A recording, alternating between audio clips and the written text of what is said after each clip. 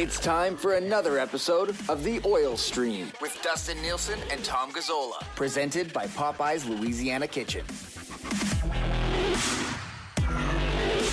Happy Wednesday night, everybody, and welcome to another episode of The Oil Stream. Nielsen and Gazzola with you, and it's our monthly stop at Boston Pizza. We are in the Boston Pizza Lounge, mostly just to watch the Lakers game, which is about to start up on that TV. I'm very excited about the Lakers game tonight, but we're in South Edmonton Common at the Boston Pizza Lounge. We're going to be doing another live next month and another one the month after that, so if you would like to come on out and join us, please feel free to do so. You can come on by, ask some questions, talk some Oilers as well, and that's going to be smack dab in the middle of a little playoff run, Tommy Gazzola. Yeah, that's exciting, isn't it? It is very exciting.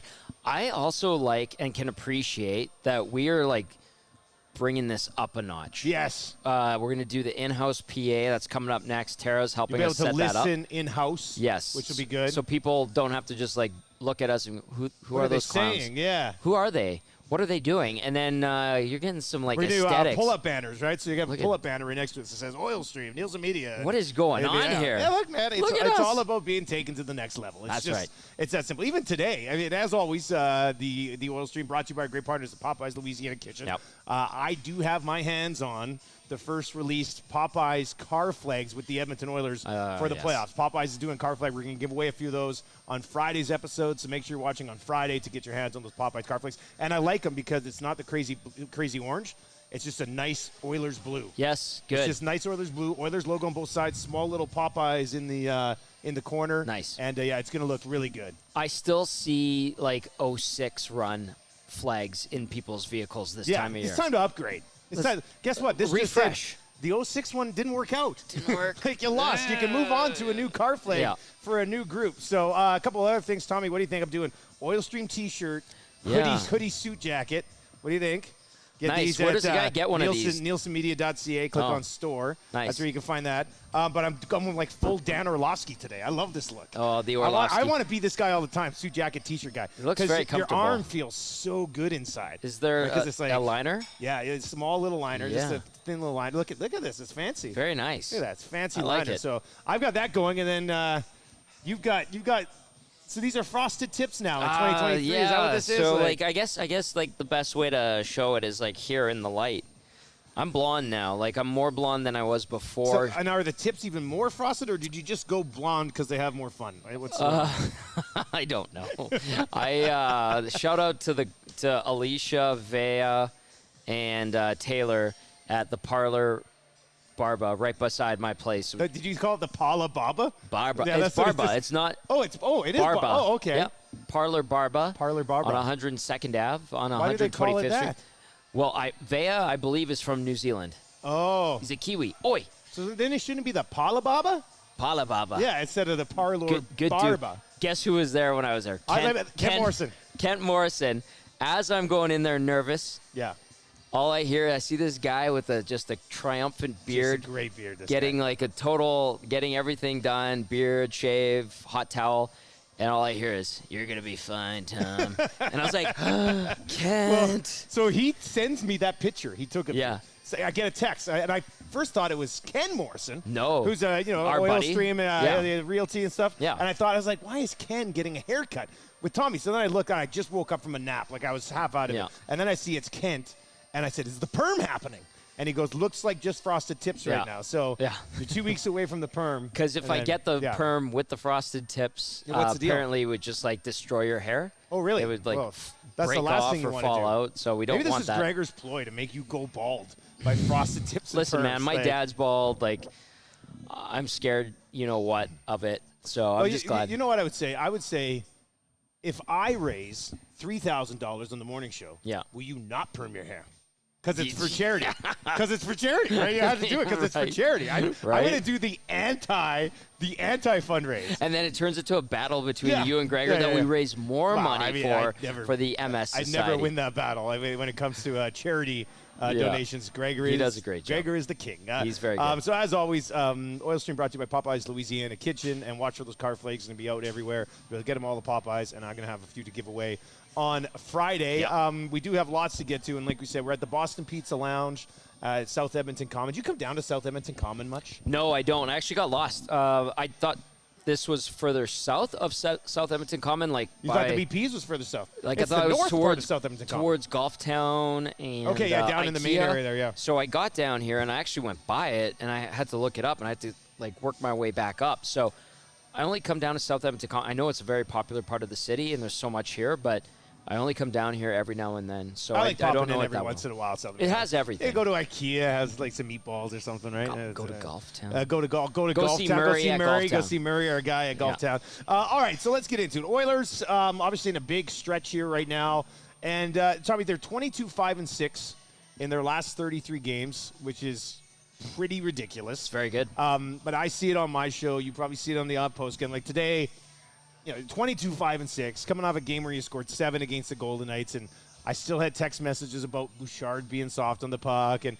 they still allowed 4 goals, which I do think is a legitimate discussion that we'll continue to have as we work our way through the playoffs. But if you're not happy with what they've done lately, I don't know how you can really be happy. Like. And the West is so wide open. Like, I It understand, and we do get those texts on the post game, and then I'm sure some of the same texters or others are saying the same thing because the current concerns, I think, are valid. They are valid. Defensively, the Oilers last night, let's use that as a microcosm, they weren't great. Defensively, the night before, they weren't great. They got it done, but they weren't great. Have they been great defensively all season? No. No, Dusty, since the preseason. They've been scrambly. They miss assignments. Sean Bell made his debut on the pre- and post-game show filling in for Matt Cassian. And one thing, as we were watching the game, is he goes, Tom, just look. He's like, every time Vegas threatened or got into the offensive zone, there was always a guy that was just lingering or loose or got through too easily. There's soft spots in the defense. And, right? and the puck doesn't always get there. But when it does, it usually ends up being trouble, and a lot of times with the Oilers ends up being a goal. And they just have this penchant for not keeping an eye, shoulder checking, and maintaining who's where and what's going on, and that kills them. So those concerns, I think, are valid. Despite them, they have found a way in the regular season to overcome them. If the Oilers were a good defensive team, they would be straight up a juggernaut. Yeah. Like if they played good defense, when you got the offense that you have right now, if the Oilers had any, they're not a train wreck defensively, but they're obviously they're to me, they're a below average defensive team. If they were even a slightly above average defensive team, I'm not going to put them at that Boston level, but I think they'd be a clear cut favorite in the West if they played defense. Remember earlier in the season when I said, okay, this team defensively on its best nights is adequate, right? And that was with Tyson Barrie.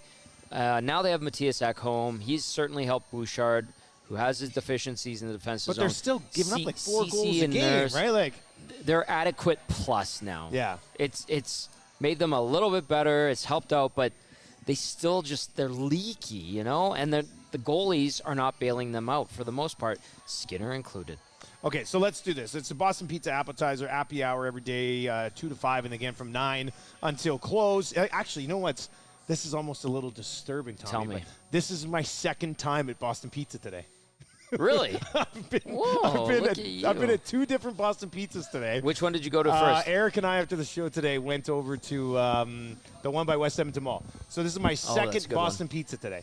And I had Thai chicken bites earlier. You can't get them again. It was like 11:15. I think I ordered the first food of the day at that Boston Pizza because it opened at 11. Rolled into the lounge, had a couple of bevies, and got myself some Thai chicken bites. So delicious. I could go double Thai chicken bites. That good? They're delicious. And the Thai chicken but bites are you know what? great. Tara and the crew, she's had them do up the smoked, the chicken stromboli. Yeah. For you. Should That's how much they like. Should I ask her again? I don't know. I always feel bad because I don't want to make it difficult for people. Can I shout out Bison Mask Guy? Yeah, Bison Mask Guy's here again. Yeah, there he is. Cheers, Bison Mask Guy. He's here.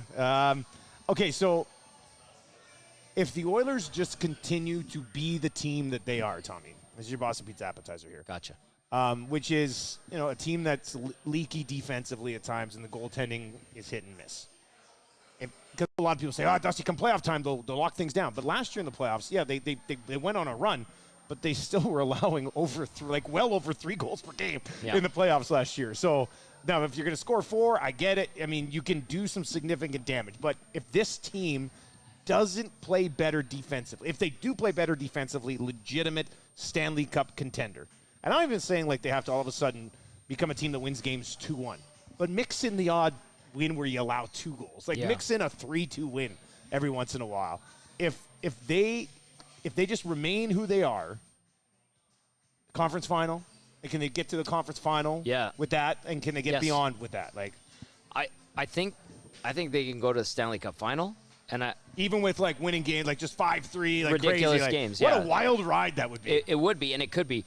I do think the first round, regardless of if it's LA or Vegas, it's going to be a toss-up, just like that first round was last year.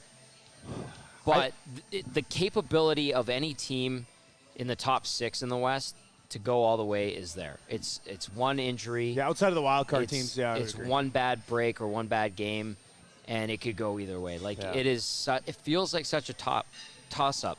What I do like about the Oilers, though, they've been there. They know how to play in the postseason. Yeah, they've do shown have a good they're capable. They went on the conference finals run last year. Majority of these guys, right? They've done it. They've shown they're capable. They can, in theory, dial it in. It's just they haven't shown it to us enough. I know. Consistently this season. They've done it at times. Yeah, but not enough. If the Edmonton Oilers played their best, really tough out. The problem is that you've seen this. They'll go like this. They'll go like, and they peak way the hell up here. Yeah. And then it's not like it just comes down here and they cruise along. It'll be like back down here for a little bit, and then it's like right back up. Yeah. So, and it's not the win-loss record. Like we said, they're 22-5-6 in their last 33 games. But they're still winning some of these games where they come down here and you're like, man, they played like shit tonight. And they still ended up winning them because they just outscore their issues. So, like Colorado last year won the Stanley Cup. Their power play in the playoffs last year was just over 32%, which is where the Oilers' power play is right now. Yep. I mean, the power play was great. Yep. Colorado scored over 4 goals per game in the playoffs, which the Oilers also did.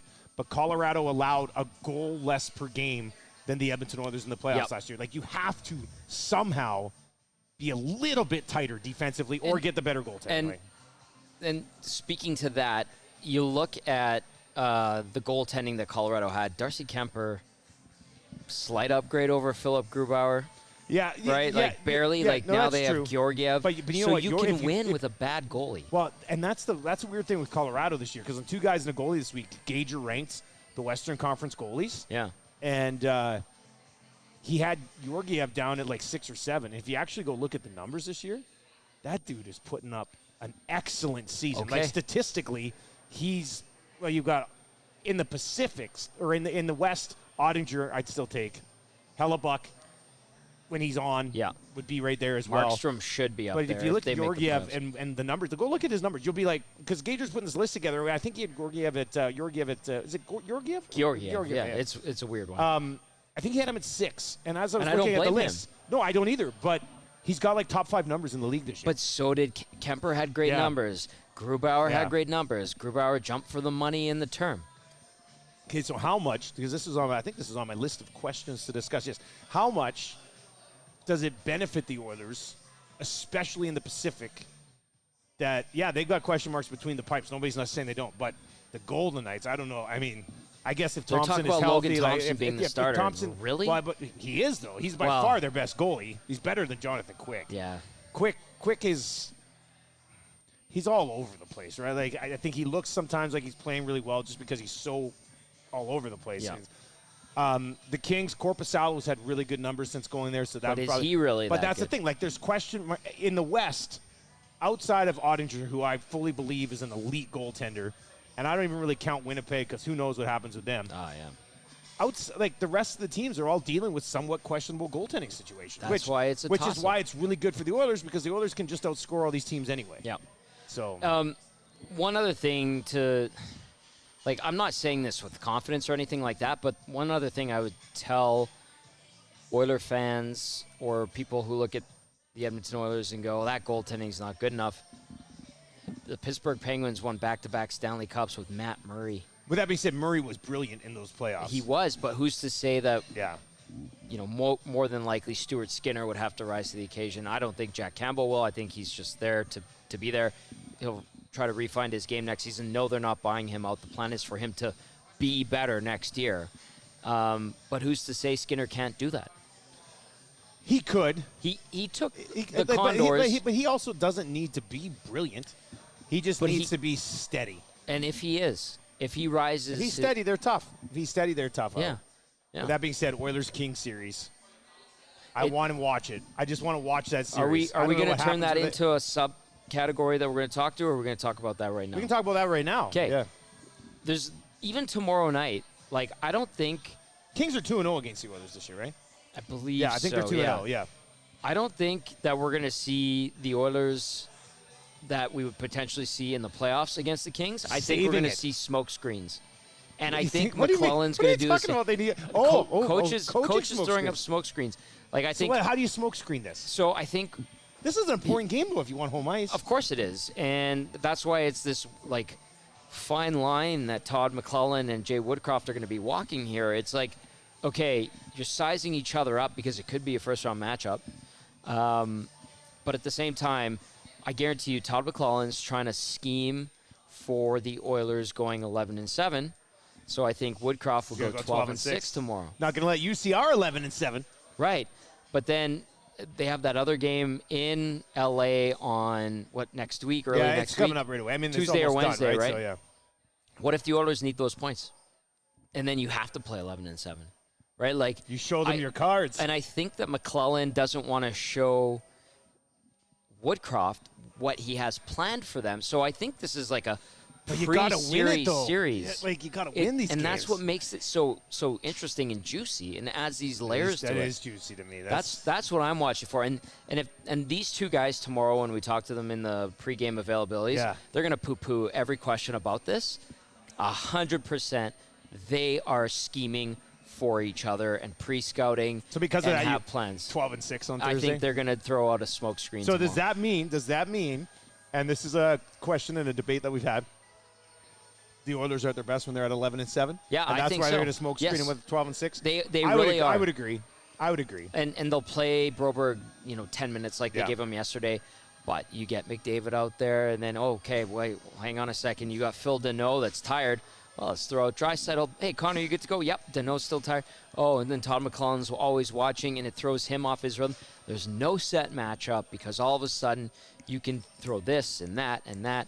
And now that you have an Oilers bottom six that's clicking way better than it did last year with more reliable veteran players, that gives Edmonton an added bonus against an LA team that has a better lineup and more skilled lineup than it did last year. These are Todd McClellan is such a X factor in that series. Both of the coaches, right? Like they both are. Jay knows Todd. Yeah. Todd also knows the Oilers players, whereas Jay wouldn't know like a lot of the Kings players' tendencies as tightly as. Phenomenal. It's got to happen. Like we need to have Oilers Kings. I know some people are like, oh, I don't know. You got to have it. I mean, if you believe in the team and you think they can win it all, then go through the Kings, because I want to see it. Listen, it's going to be a roller coaster ride of emotions, no matter what. It really will be. It's going to be absolutely amazing. That's your Boston. All that's your Boston Pizza Appetizer. And yes, you can swing on by if you're looking to watch the Oilers game. You don't have tickets to the game. Hit up any of your Boston Pizza lounges, and they will take care of you. Happy hour 2 to 5, and then again from 9 until close. All right, Tommy. Lots more to continue to discuss here. Ryan Nugent-Hopkins. I had this one theory today that I had on my show, and that was Ryan Nugent-Hopkins, for the first decade of his career, has purposely held himself back just so he could eventually sign a hometown discount deal of just over $5 million, and then on that bargain contract emerged the player that he always could have been if he wasn't doing such a solid for the organization. Oh, that's so nice of you to put it in that neat little package. But what a guy! And doesn't that go against what Brad Marchand said, that no player would take a haircut to stay in Edmonton? Yeah. Well, a 100-point player is about to. And good, which is crazy. Good for Ryan Nugent-Hopkins. And you asked me today on the Smash Hit Nielsen show, did you ever expect Nugent-Hopkins to get 100 and you points? quickly said yes. I was 100% did. Can I be honest then? Yeah. Because I don't think I ever projected him to be a 100-point guy. I did. It wasn't like he put up like 140 in the dub. He put up good numbers in the dub, like really good numbers in the, but not like extraordinary numbers in the dub. But he has this mind for the game where he can adapt, he can mold, he has the skill to score a ton, he can check. No, he does not win faceoffs. Yes, he's sometimes bad in his defensive zone. A lot of Oiler forwards are guilty of it, That's as the we've concern. seen. Like they need to play better defensively. Dusty, he is capable of the high caliber offense, and I mean, he even said it last night. He's like, I'm playing with great players. So you give a guy like that a ramp like McDavid, Draisaitl, Kane, and Hyman, and he's going to take off. And that's what we're seeing. And I think he would have been pretty close in 1920. He would have had the 30-goal season. He would have been, I think, probably in the 90-point range. Yeah. A 5-point night like last night, his first one since his rookie season. You know, that puts him 4 points closer, or he's within 4 points of 100. You know, I did expect it. I didn't think it would take 12 seasons. I think he might, at the time of his draft, I thought maybe 1 or 2 100-point years. Like, this is a great player. He would have Hall and Eberle to pass to. Yakupov, even though that was a total dud. I love Nail Yakupov. Great guy. Still sometimes chat with him, but not that often. And good for Ryan Nugent-Hopkins. Honestly, one of the guys that's easiest to like. And I wanted to say this on the Nielsen show today. Our little Nuge is growing up. Bebe Nuge is having a bebe of himself. I know. It's amazing, own, isn't it? Like, his child is going to be born, and the baby's going to say, Daddy, how many points you put up last year? And he's going to be like, I had over 100, son or daughter. Yeah. Like, it's ridiculous. The Nuge, our little bebe, is having a fresh bebe himself. It does make me feel really old. We are old. He's almost like, 30. I remember being at the Nuge draft, and you're like, and now look at us. You know, like it's insane. Now we're two pretty young-looking guys ourselves, but still, that's rather insane. Yeah. All right, let's get into inside the numbers for Coolbet. I'm going to throw this at you with the way that he's been producing as of late. My inside the numbers. Stay cool, bet responsibly. If you do want to bet, let me check this because it's a late night in the NHL tonight, which means our partners at Coolbet might already have tomorrow's lines up for this game. Oilers would be a home favorite. What do you think? A slight home favorite against the Kings? I would think slight, given the way the Kings are rolling, although they're coming off a loss. We got lines, Tommy. What do we got? We don't have a line for that game yet. No? We got the other lines. It's not a late game. No, it's not a late game. What's anyway, it's not up. It's not All up right. just yet. But I would assume Call the Oilers Chris. are end up. I think that being like I don't know. I would think probably like a minus 130, minus 120-ish favorite. Anyway, the number that I wanted to get to for inside the numbers with CoolBet, stay cool, bet responsibly at coolbet.com, would be. And by the way, if you do make it down to, What do you got? I got CoolBet cards. CoolBet cards. This is like a. You want one? It's 50 free Buys bucks. a mask guy? There he 50 is. free bucks He's at right Coolbet. there. Here you go, buys a mask guy. That one's for there you. you go. So 50 if bucks. you want to swing down when we're on location, we got Thanks for coming these out. Coolbet cards. Evan Bouchard, maybe this is a hot take, maybe it's a bold statement. Evan Bouchard will have 70 or more points next season for the Edmonton Oilers. Good one. Don't fight it, buddy. He's going to be on that top unit power play, which is arguably the greatest of all time, even better since he's joined it. Yeah. How does he not get 70 points next year? Got the confidence with Ekholm. Him and Ekholm are going to be together again next year. Like, I would this think is so. the thing now. Like, Nurse and CC will settle into the second pair. I'll say he does not. Really? Sorry. Yeah, I don't. are you just doing it to be that guy? Because I can't. I don't want to be that guy. I He's don't. going to get 40 points on the power play. I know. I think he does it. I'll be Debbie Downer here and say he does not. I think he does it. Follow-up question on Inside the Numbers. I don't like my answer, but I'm going to stick You with can it. change it if you No, want, man. I'm going to say no, he doesn't. You know, I'm going to clip this, and then when he hits 70 50-something. next, 50-something. He had 50-something last year. Was he going to get 50-something until they traded Barry? No, but Barry's gone. Barry's I know. Barry's not coming back, man. I know. I think it's 70, and I might even be selling him short a little bit. I don't think he does it. Okay, well, this is a great I'm running. very this salty is a great about running, my answer, great but- running bit Okay. next year now. If it's not you that brings up the clip, it'll be one of those guys that hates me. Yeah, for sure. Yeah, those guys, they still bring up the Yamamoto. Stony Oil will be all over you for this thing. That guy's a cool dude, and all of his friends. All right. Follow-up here, Oilers and Kings. Like I said, the number not up just yet. Total. A lot of the Oilers games have totals of 7. let's just say if I set it at 6.5 here, is it just another high-scoring game, or is this game against the Kings, is it something that's like, do we see a 3-2 game one way or the other? We just don't see that. But I'll be contrarian and say it's a battle of attrition. Oh, wow. So there's injuries in this game. Right, Because you're surviving a battle of attrition. it'll be a dog fight. So you're a low-scoring game. You're going to take a Low low-scoring scoring. I'm going to take Low like scoring a for the Oilers is like 4-2. Like that's a low-scoring game. I'll for the say Oilers. 3-2. It'll be a 3-2 game. Maybe it goes into overtime. If it does happen, like even if they lose, I want to see them ahead in the game. I want to see them with the 1-0 lead. I don't want to see them cough up an early goal like they have the last couple. That's deflating. They've overcome it. Good for them. Especially against the Golden Knights team that was so good. What were they, 34-4-2 when scoring first this year? They'd scored 13 of their last 17 the first goal of the game. Like, they were so good because they can control the game. And then they had to scramble whenever they got behind in games. And then the Oilers, responded so quickly. Your boy, Evan Bouchard, with a great shot yesterday. 70-point guy next year.